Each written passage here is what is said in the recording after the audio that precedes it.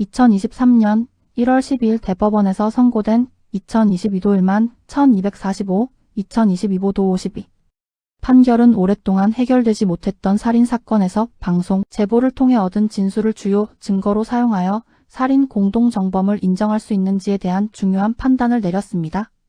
특히 이 과정에서 요구되는 증명의 정도와 진술의 신빙성 판단, 그리고 살인의 고의와 공동정범 성립 요건을 얼마나 엄격하게 적용해야 하는지를 심도 있게 다루었습니다. 사건의 배경을 간략히 설명드리겠습니다.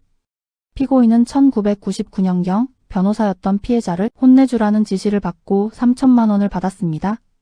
이후 폭력 조직원인 지인과 함께 범행을 모의하고 실행을 맡긴 뒤 피해자의 동선과 생활 패턴을 파악했습니다. 더 나아가 칼을 사용하도록 지시하는 등 범행을 세밀하게 준비한 것으로 알려졌습니다. 실행자는 심야에 피해자를 미행하여 인적이 드문 곳에서 칼로 복부와 가슴을 여러 차례 찔러 결국 사망에 이르게 한 혐의를 받았습니다. 이 사건은 오랫동안 미제로 남아있었지만 피고인이 수십 년이 지난 후 방송 프로그램 제작진에게 직접 연락하여 범행 경위와 관련 인물, 준비 과정 등을 비교적 상세하게 진술하면서 다시 수면 위로 떠올랐습니다. 이른바 제보 진술이 사건 해결에 중요한 단서가 된 것입니다. 1심과 2심 재판부는 피고인이 공소시효가 끝났다고 믿고 자발적으로 제보했으며 진술 내용이 비교적 구체적이고 당시 언론 보도나 수사기관이 파악하지 못했던 사실과도 일치하는 점을 들어 제보 진술의 신빙성을 인정했습니다. 또한 범행 현장 상황과 상처 형태, 부검 결과 등을 종합적으로 고려하여 실행자에게 살인의 고의가 있었고 피고인 역시 흉기 사용의 위험성과 사망 가능성을 인지하면서 실행을 지시하고 진행 상황을 보고받는 등 범행에 중요한 기여를 했다고 판단하여 살인 공동정범 혐의를 유죄로 인정했습니다. 하지만 대법원의 판단은 달랐습니다. 대법원은 이 사건에서 다음과 같은 핵심 쟁점에 주목했습니다. 첫째, 형사재판에서 유죄를 인정하기 위해 필요한 증명의 정도는 어느 수준까지 요구되는가 하는 점입니다. 대법원은 범죄 사실의 인정은 법관으로 하여금 합리적인 의심을 품을 여지가 없을 정도로 확신하게 하는 엄격한 증거에 의해야 하며 검사의 증명이 그 정도에 미치지 못하면 유죄의 의심이 있더라도 피고인의 이익으로 판단해야 한다는 원칙을 다시 한번 강조했습니다.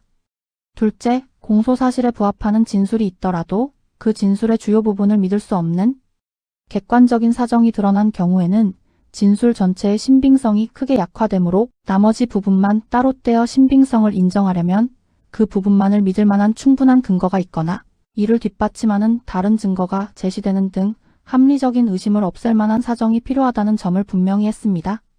셋째, 살인의 고의를 판단할 때는 범행의 경위와 동기, 준비된 흉기의 유무와 종류, 사용 방법, 공격 부위와 반복성, 사망 결과 발생 가능성, 범행 후 결과 회피, 행동 등 범행 전후의 객관적인 사정을 종합적으로 고려해야 한다는 점을 재확인했습니다.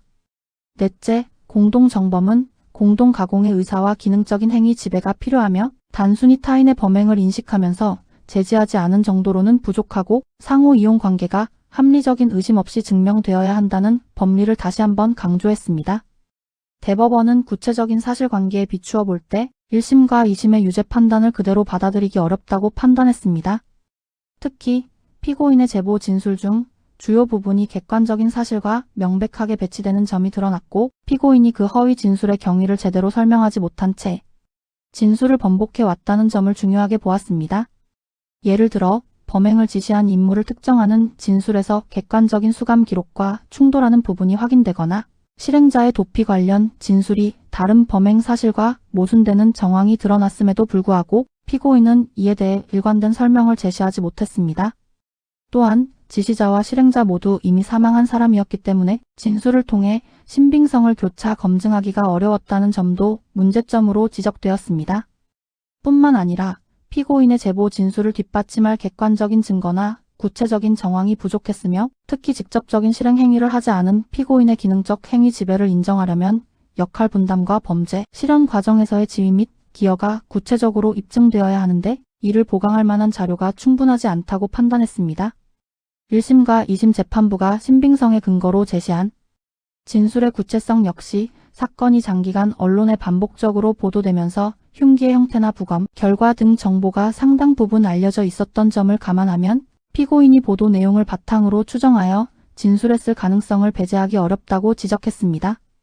대법원은 실행행위의 상처 형태와 부검 소견을 바탕으로 실행자에게 살인의 미필적 고의를 인정할 여지가 있다고 하더라도 현장에 없었던 피고인에게까지 살인의 고의와 공모, 공동정범의 성립을 인정하려면 더욱 엄격한 증명이 필요하다고 보았습니다. 특히 피고인의 제보 진술 자체가 상해를 공모했는데 일이 잘못되어 사망에 이르게 되었다는 내용을 포함하고 있다면 1심과 2심 재판부가 그 진술의 신빙성을 상당 부분 인정하면서도 살인의 고의가 없었다는 부분만을 따로 떼어 배척하고 살인의 고의를 인정하려면 그 배척을 정당화할 만한 객관적이고 엄격한 보강 사실이 필요하다는 취지로 판단했습니다. 그러나 1심과 2심 재판부가 살인의 확정적 고의를 인정하는 과정에서 목 부위의 표재성, 절창이 오히려 겁을 주려다 일이 커졌다는 해석에도 부합할 수 있고 혈중 알코올 농도나 상처 형태만으로 당시 몸싸움의 구체적인 상황을 단정하기 어렵다는 점 등 여러 의문이 존재한다고 보아 정황 증거만으로는 확정적인 고의와 공모를 단정하기에는 부족하다고 판단했습니다.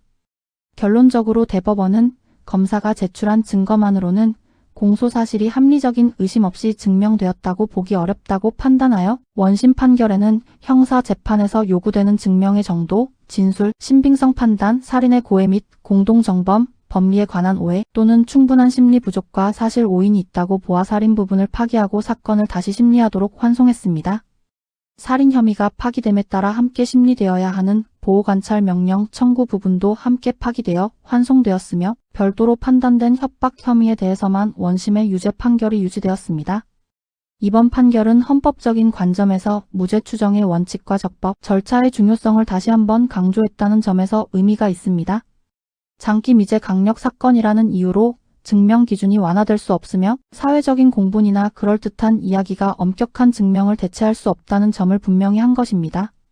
형사법적인 측면에서 이번 대법원 판결은 진술 증거의 신빙성 판단에 대한 더욱 엄격한 기준을 제시하고 공동정범의 성립 요건을 보다 명확하게 함으로써 향후 유사한 사건에 대한 판단에 중요한 기준을 제시할 것으로 기대됩니다.